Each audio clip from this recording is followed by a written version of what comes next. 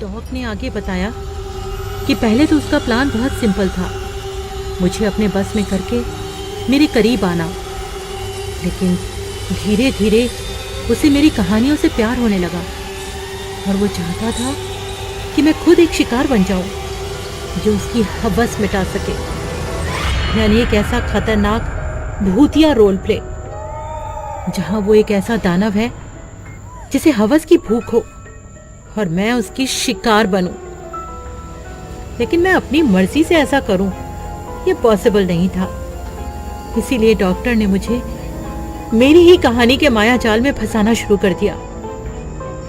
ये सब शुरू उसने काले जादू के जरिए मेरे दिमाग पर काबू करने से किया, जिसकी वजह से मैं काफी मेंटली परेशान रहने लगी और ऑनलाइन साइकेट्रिस्ट ढूंढ रही थी, जहां डॉक्टर ने जानबूझकर खुद आगे आकर मुझसे बात की और मैंने उससे सेशन लेना शुरू कर दिया।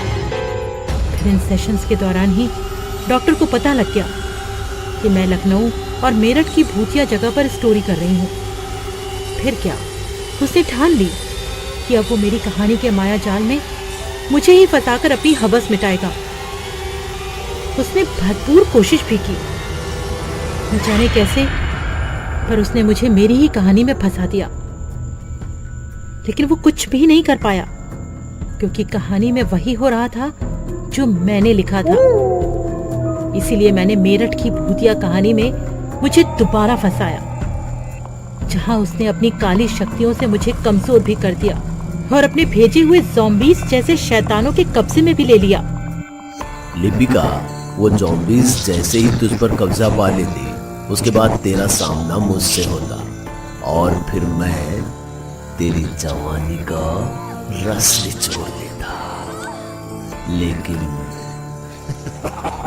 मैं एकदम डरी हुई थी ये सब सोचकर कि मेरे साथ क्या क्या हो रहा था, पर मुझे उसके बारे में कुछ पता नहीं था। पर डॉक्टर के इस लेकिन से मेरे अंदर का राइटर जाग गया, ये सोचकर कि अगर मैं फंस चुकी थी तो आखिर बची तो बची कैसे। इसीलिए मैंने घबराते हुए डॉक से पूछा, तुझे बहुत मजा आ रहा है ना जानने में? हाँ, उस दिन तू भले ही बच गई उसकी वजह से, लेकिन आज तुझे कोई नहीं बचा सकता। किसकी वजह से बची मैं? वो सब छोड़, अब मुझसे इंतजार नहीं होता। अपनी मर्जी से मान जा और बुझा दे मेरी प्यास, वरना अपनी जान खोनी पड़ेगी तुझे। क्यों? उसका नाम लेने से डर लग रहा है? मैं किसी से नहीं डरता लिपिका। गुस्से में डॉक्टर जैसे राक्षस बन गया और एक ही झटके में उसने न जाने क्या किया। मेरी टॉप खुद ब खुद मेरे शरीर से गायब हो गई। मैं डॉग के सामने इस वक्त बहुत कम कपड़े में थी और खुद को ढकने के लिए अपना हाथ नहीं उठा पा रही थी। लेकिन जब मैंने डॉक्टर को देखा, जिसके मन का राक्षस अब उसके दिमाग पर हावी हो रहा था, फिर भी उसकी आंखों में हवस नहीं बल्कि गुस्सा दिख रहा था। और डॉक्टर ने ही मुझे एक सेशन में बताया था कि जब इंसान किसी बहस में कमजोर पड़ने लगता है तो गुस्सा होकर खुद को मजबूत करने की कोशिश करता है, और हो ना हो मेरठ वाले माया जाल में जिसने मेरी जान बचाई थी वो डॉक्टर को कमजोर कर रहा था। इसीलिए मैंने भी डॉक्टर के दिमाग के साथ खेलना शुरू कर दिया। अगर नहीं डरते तो बताते क्यों नहीं कौन था वो? कहीं उसका नाम लेने से डर तो नहीं लगा? तू एक मामूली राइटर है लिपिका। मैं ना सिर्फ शैतानों को काबू में करता हूं, बल्कि कई सालों से लोगों के दिमागों को पढ़ता हूं। और तू मेरे दिमाग से ऐसे ही खेलना चाहती है? हाँ, तू कुछ भी कर ले, पर तुझे मुझसे कोई नहीं बचा सकता। ये क्या?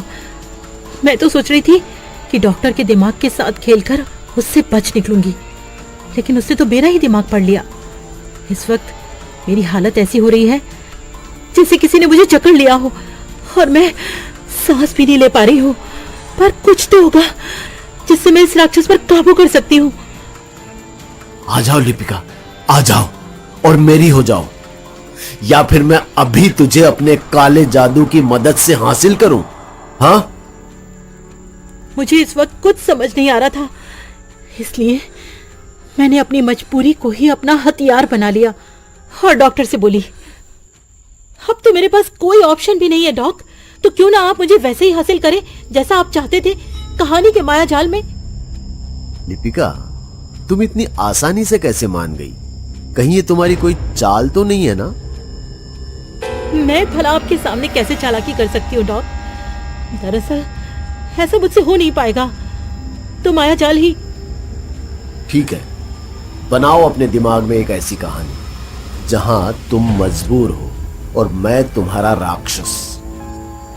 मैंने अपने दिमाग में ही कहानी बुनना शुरू कर दिया और इसी अंधेरे कमरे को ही इमेजिन करने लगी। तभी ऐसा लगा कि मैं किसी अंधकार में खो गई हूँ और कोई जोर जोर से चीख रहा है, हंस रहा है और मुझे अपने पास बुला रहा है। अंधेरे को चीरते हुए एक रोशनी दिखती है और उसके पीछे डॉग किसी राक्षस की तरह ठहाके लगा रहा होता है और मैं बोल पड़ती हूँ, तुम तो वही हो ना जिसने मुझे अपने माया जाल में फंसाया था। बिल्कुल सही पहचाना तूने, अब मैं तुझे बिल्कुल नहीं छोड़ूंगा। अच्छा शैतान, तो ये बता कि क्या हुआ था तेरी ताकत को जो मेरठ के माया जाल में तूने मुझे छोड़ दिया। तू ये बिल्कुल सही नहीं कर रही है लिपिका, मैं तुझे जान से मार दूंगा। कमीने डॉक्टर, तू भले इस कहानी का शैतान है पर यहाँ वही होगा जो मैं चाहूंगी, क्योंकि ये कहानी मैं बुन रही हूँ। मुझे मजबूर मत कर लिपिका। तू कुछ नहीं कर सकता है डॉक्टर, क्योंकि इस कहानी में मैं आके चाहती हूँ कि तू बताए कि तू कौन है, पर इतनी आसानी से नहीं। पहले तू मना कर, फिर मैं तुझे मजबूर करूंगी। फिर डॉक्टर के बनाए माया जाल में मैं उसे ही मजबूर करने लगती। मैं अपने मन में ही कहानी बुनने लगती हूँ कि शैतान की चाल उस पर ही उल्टी पड़ती है और वो खुद को ही तकलीफ देने लगता है। मेरे ऐसा करने से डॉग का गुस्सा बढ़ने लगता है और वो दर्द से चीखने लगता है। इससे पहले कि वो मेरे बस से बाहर हो जाता, मैंने दोबारा कहा, डॉक्टर बता दे कौन था जिसने मुझे बचाया और मैं खुशी खुशी तेरी हो जाऊंगी। नहीं नहीं, इस कहानी का यही क्लाइमैक्स है डॉक्टर। तू मुझे सच्चाई बताएगा और मैं पूरी तरह से तेरी हो जाऊंगी और मेरे शरीर पर एक भी कपड़ा नहीं होगा। तू जो चाहे मेरे साथ कर सकता है। डॉक्टर की कमजोरी जानने के लिए मैंने खुद को दांव पर लगा दिया। मुझे नहीं पता मैंने सही किया या गलत, पर मुझे यही एक रास्ता दिखा, क्योंकि जो एक बार मुझे इस राक्षस से बचा सकता है वो इसे खत्म भी कर सकता है। इसीलिए मैंने ये चाल चली और डॉक्टर इसमें फंसता हुआ भी नजर आ रहा था, क्योंकि वो ये भी समझ चुका था कि मैंने अपनी कहानी का अगला भाग ये सोचा है कि मैं उसकी हो जाऊंगी, तो सच में हो ही जाऊंगी। अब बस उसे उसका नाम बताना होगा। ठीक है बताता हूँ। बता कौन है जिसने तुझे कमजोर कर दिया। मेरा गुरु अघोरी नंदा। अघोरी नंदा? अघोरी नंदा इस राक्षस का गुरु कैसे हो सकता है? आखिर क्या है इस डॉक्टर की सच्चाई? देखेंगे कहानी के अगले भाग में।